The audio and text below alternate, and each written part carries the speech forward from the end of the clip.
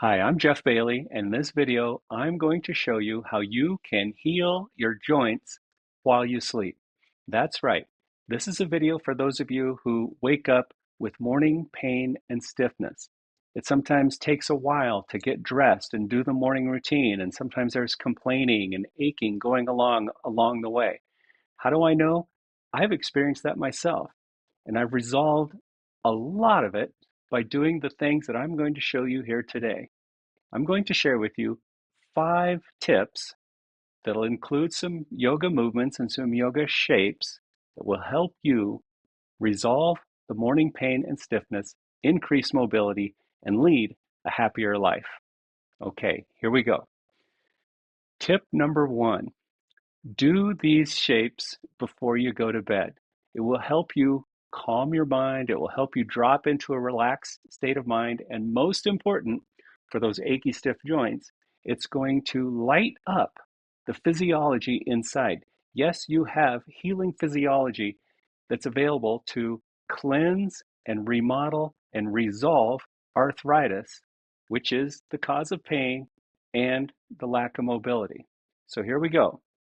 Shape number 1. It'll be helpful to have a 28-inch bolster. I'm kind of picky about the bolster and the yoga materials, so I'll put a link below where you can get the kind of materials that I like to have. But don't worry, you don't need special equipment. You can use a firm cushion. It'll mostly be to support your head and to sit on. We'll be using a 6-foot strap, and a wall is very, very helpful. And that's how we're going to begin. Scoot in fairly close to the wall, roll your legs up on the wall, and lie back on your back at the same time. Now, this beginning moment is very important. You want to be far enough away from the wall so that the back of the pelvis, that is the tailbone, can rest fully on the floor. The weight of the legs comes down into your structure and encourages the low back to relax and gently, passively flex toward the floor, which is a very healing movement and shape for the low back. We support the head so the head is comfortable, and you can kind of keep an eye on your feet and legs as we go along here. The knees should be extended with very little effort. Now, sometimes this shape is just too demanding, and you've heard me say in other videos that if getting your legs up the wall and hanging out here for a little while is too much, then bend your knees over a chair or an ottoman and follow along with the knees bent. Still, the low back and sacrum resting on the floor. Now, we usually take a few moments here to close the eyes. We let the breathing slow down.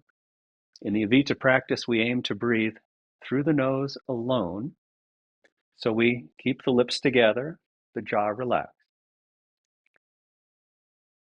The shape tends to be very relaxing and soothing and healing for just about everybody. The first of 3 shapes I'm going to show you is what I call half Padmasana at the wall. The name doesn't matter, it's the practice that's important. So we're going to take the right foot and place it on the lower left thigh, just below the kneecap. So I don't want my foot on the kneecap, I want it just below. And then, with the hands resting at the side, your head and neck relaxing, we slowly bend the left knee and let the heel slide down the wall. And maybe you get to a point where the whole foot is on the wall. It matters not. Maybe you slide down just a few inches because we're looking for healing sensation in the right hip. This is external rotation and flexion on the right hip. It's a very helpful movement, and we call them shapes because once we're in it, we close the eyes, we relax everywhere we can, and we let the yoga work for us.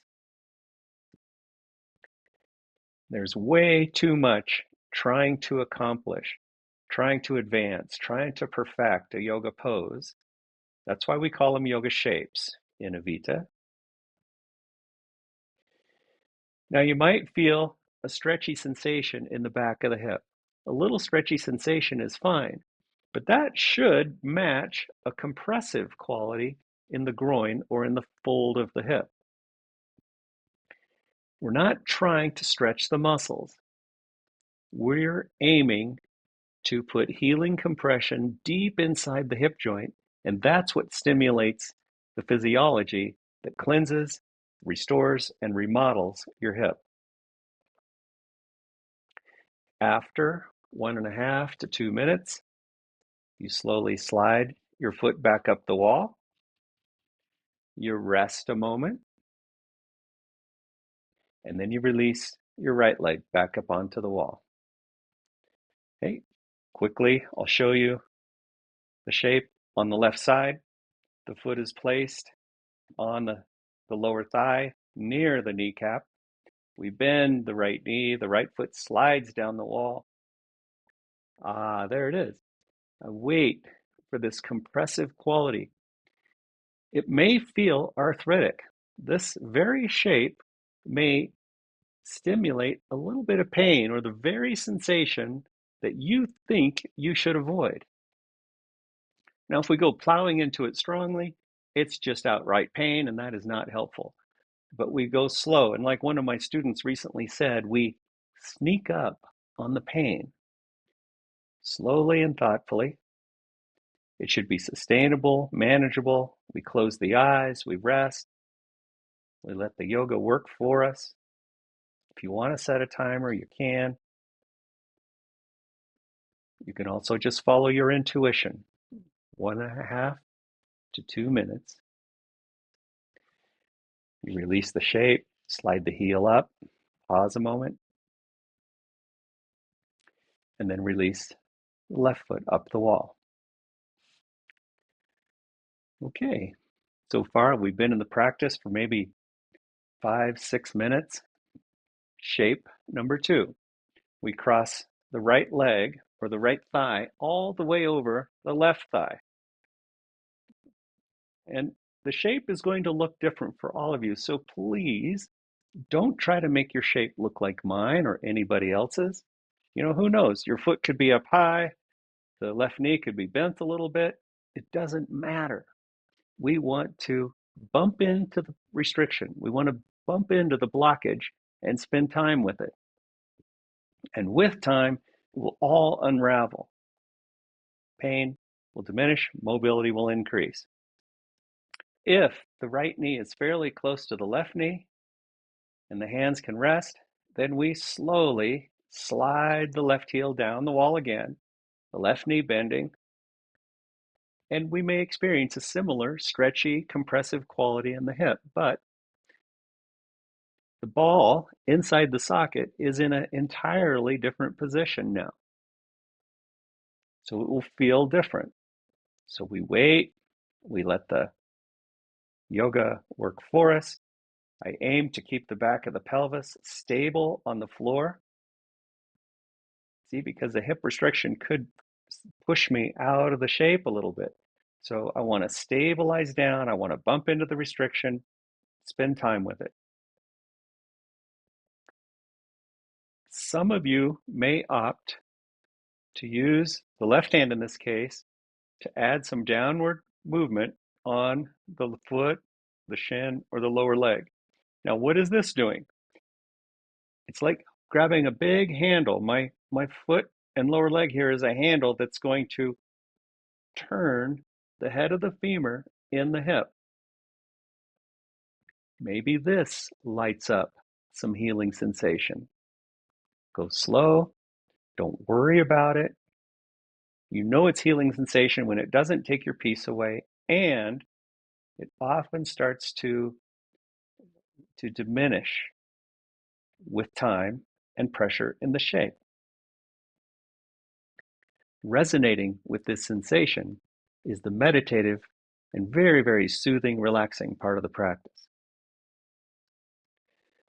1.5 to 2 minutes, we release the foot, we slide the heel up the wall, we pause a moment, and then release the right foot up onto the wall. Wait a moment. See, we don't want to be in a hurry. We're here to heal. Cross the left thigh over the right. Pause.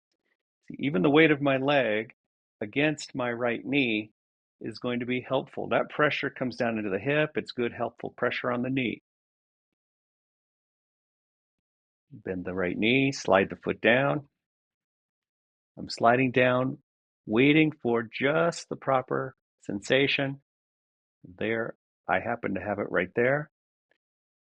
Some of you will be closer to the wall. Some of you will have more of a 90-degree bend on the knee. Some of you will be farther away from the wall. Whatever it takes to spend quality time in the here and now is what we want. You may opt to take hold of the foot, move it toward the floor, very thoughtfully, very slowly. Make sure the sensation is healing. It may not be perfectly pleasant, but you know it's working for you. 1.5 to 2 minutes go by. You release your foot, arms resting, slide the right heel up, release the left heel up onto the wall. Pause a moment, rest, relax. Hugely helpful. Then we're going to bend the knees. We're going to roll to one side.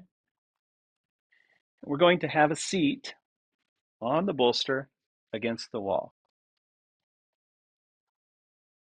Now in the Vita practice, these shapes that have flexion and external rotation on the hips are prevalent. They're remarkably healing and they come in lots of varieties. But here we're going to go for the basic one, elevated pelvis. So you got to sit on some cushion, relax against the wall. I have my left leg in front of the right, and the right shin, that's the leg closest to me, is parallel to the wall in front of me. So I don't have the heels in close. That will not be helpful for the hips. It could be even a little bit harmful for the knees. So we move them out, and then we walk the feet laterally toward the side of the mat a little bit. Hands on the knees, close the eyes, rest. Do you see the similarity between this shape and the one we did at the wall, one leg at a time? In a way, now we're doing both legs at the same time. So we're going to go slow. We're going to be very thoughtful. If there's a lot of hip restriction or arthritis, your knees might be high up like this. Okay, big deal. This is about how high my knees were when I first started. With time and practice, the knees start to drop, the low back starts to flex. We get this flexion through the spine, we get external rotation through the hips, we get flexion on the hips, and we slowly curve forward. Support with the hands and the arms as needed. It's an excellent practice for presence, which means we are here and now. And that means we're not trying to advance, we're not trying to accomplish. We simply bump into the resistance and give ourselves time to heal.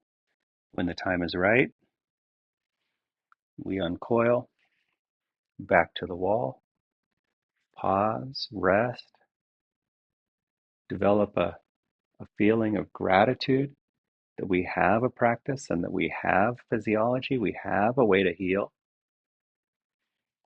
We switch the cross of the legs, we put the right leg in front, and now the left shin is parallel to the wall in front of me, and I walk the feet laterally a bit.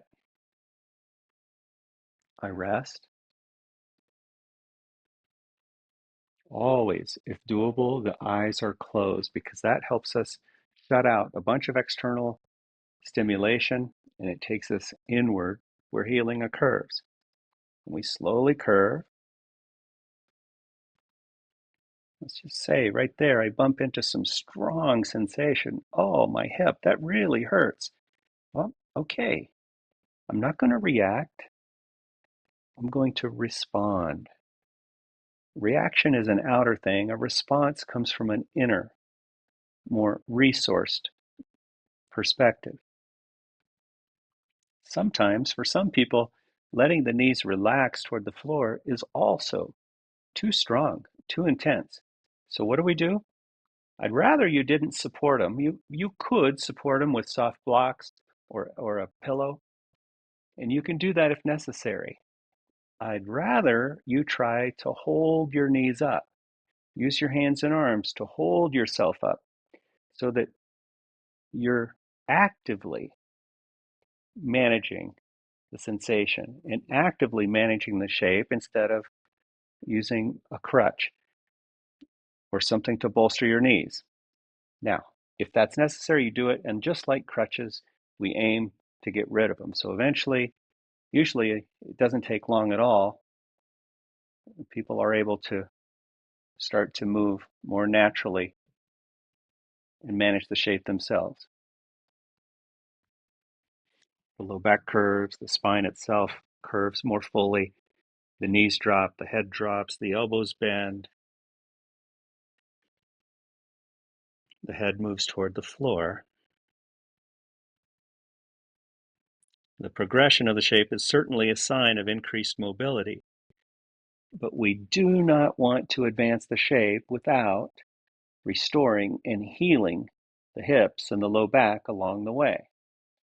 When the time is right, 1.5 to 2 minutes, we raise up, pause, bend the knees, have the feet flat on the floor a moment, whatever the shape looks like. That your feet could be out here a ways. Rest your hands on your knees. And now you're going to stand up, just have a walk around. And in this case, if it's bedtime, you'd get ready for bed. But now I'm going to show you my tip number 2, which is, what if I wake up in the middle of the night and I'm in pain? Now, many people believe there's a proper sleeping posture. There's a special way that we need to sleep to support the hip or support the low back. I don't follow any of those kinds of thinking. So here is tip number 2. Forget about a proper sleeping posture and make yourself comfortable. That's it. We just want to have a good night's sleep. We want to ultimately sleep through the night, and that way we have the best restoration possible in the entire body. And then we can wake up and deal with our mobility issues in the morning, which is going to be one of the next tips. So, tip number 2, don't try to make yourself sleep in a certain position. Just get a comfortable position and enjoy the fullest night's sleep possible. Tip number 3, what if that full night's sleep is not possible? What if some pain wakes you up in the middle of the night? Or what if you get up to go to the bathroom, you come back and get into bed, have a hard time going to sleep, or a little bit of pain comes in? Here are some Avita yoga shapes you can do in bed that will further the mobility, resolve arthritis, and help you sleep. So here we are, laying in bed, however you sleep. Maybe you sleep on your side, maybe you sleep on your back, but for one reason or another, you wake up in the middle of the night, and let's just say there's some hip or lower back pain. Lie on your back, bend your knees, have your feet on your mattress. The first rule of thumb in Avita Yoga is don't be afraid of the pain. When there's pain, we want to get close to it, so we follow it in. We're going to slowly allow the knees to part and let the knees move away from themselves towards your mattress. Even the weight of the covers is going to add pressure on the groin and the hips. So sometimes you might have to pull some covers aside. You might have to change that a little bit, because I'm just mentioning it because that little bit of weight alone will impact the shape.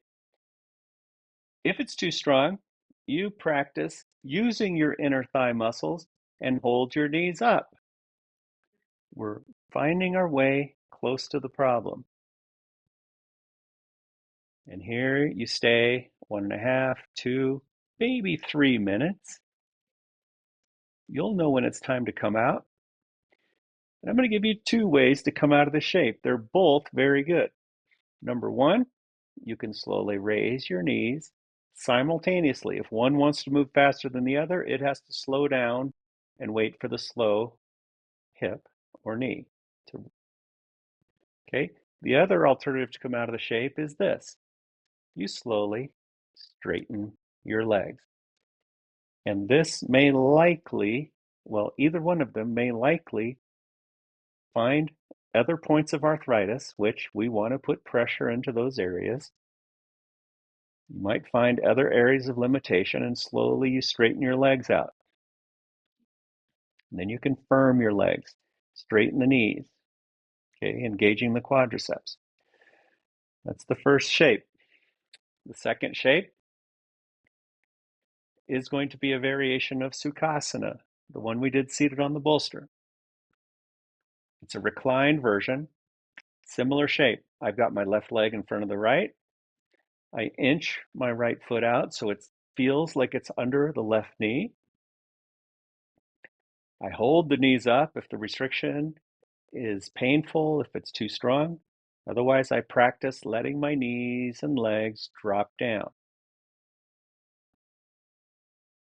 When we find the arthritic pain or sensation, we can celebrate. We spend time in it. The way to mobility is through the restriction. And incidentally, that's also, if it's done slowly and thoughtfully, healing. Resolves the pain. 1.5 to 2 minutes, we raise the knees, we switch the cross. Changing the cross of the legs is a whole different position inside the hip. So when you switch the cross of the legs, it's going to feel different. Again, you could support the legs if it's absolutely necessary. Otherwise, you're managing it with the inner thigh and groin muscles. Bones and joints love compression, but we just go into it thoughtfully and slowly. That's everything. 1.5 to 2 minutes go by. We gently release. The knees are bent, the feet on the floor. We pause a moment. And now the third shape that you can do in bed to increase mobility, resolve pain, and resolve that stiff feeling in the morning is bringing your knee toward the shoulder. So in this case, I'm bringing the right knee toward my right shoulder. I may interlock the fingers over the top, but if that's too much of a reach, then please interlace your fingers behind your thigh. Put the first fingers are close in to the seam in the crease. The calf muscle is resting on my fingers, and I'm slowly guiding the knee toward my right shoulder. Very soothing. I want to find the limitation, sometimes a little pinchy sensation in the fold of the hip. I want to find that. Sometimes it refers through to the back of the hip or even into the low back itself. Okay, that's all welcome. We find our way into the shape. We find our way into the sensation. We make peace with it. We let the soothing sensation inspire a good night's sleep. And then we release, lower the foot to the floor. Adjust the pressure so that you can manage 1.5 to 2, even 3 minutes in these shapes. Left knee, interlock the fingers behind the thigh, deep into the crease of the knee. The calf rests into the fingers, and I slowly guide the left knee toward the left shoulder. I find the resistance, and I work with it. And when the time is right, we lower the foot to the floor. We rest the hands at the sides. Evaluate the situation. If the pain is still there, you might revisit some of these shapes. Otherwise, extend the legs out and find a comfortable position to continue sleeping. Okay, so here we are with tip number 4. You wake up in the morning, you get out of bed, you have a gentle evaluation of your body and how it moves. Do you have a feeling if the yoga you did the night before was helpful? Do you have a feeling if you did a little bit of yoga in bed in the middle of the night, was it helpful?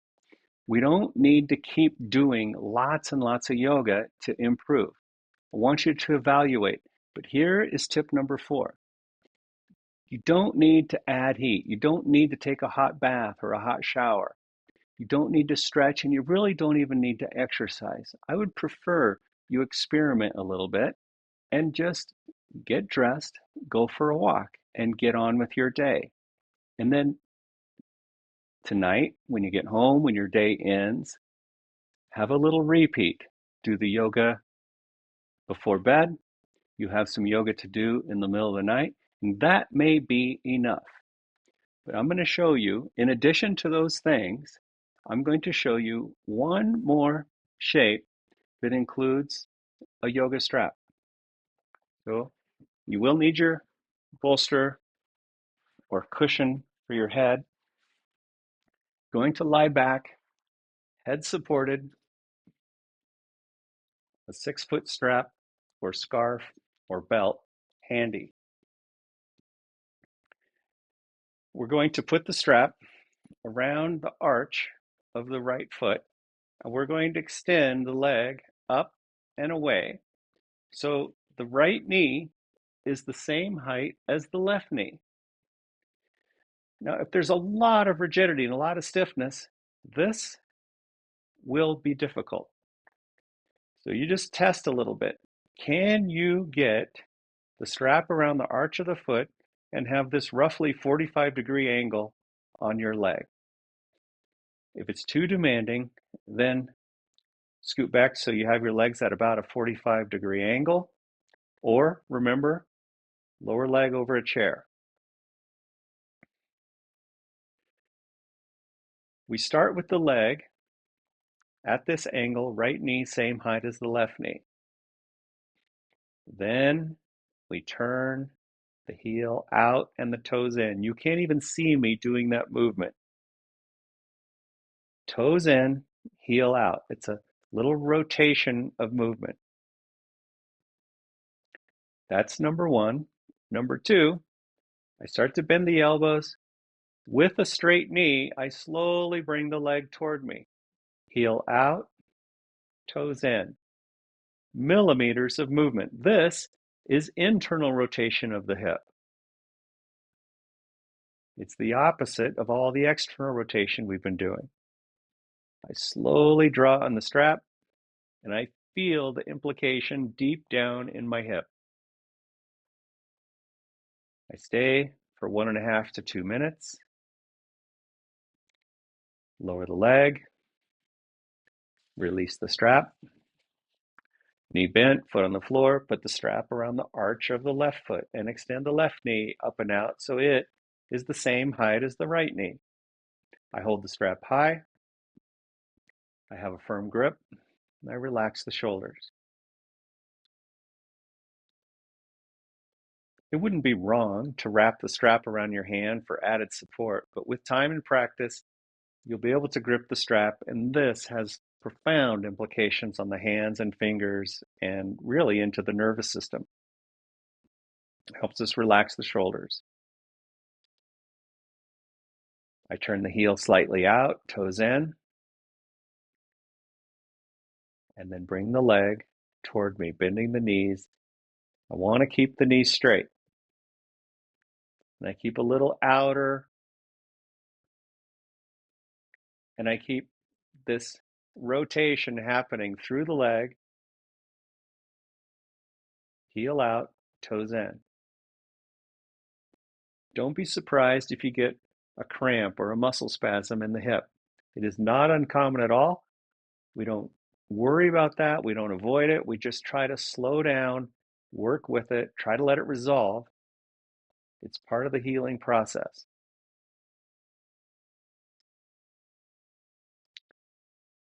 When the time is right, you release your foot to the floor, set the strap aside.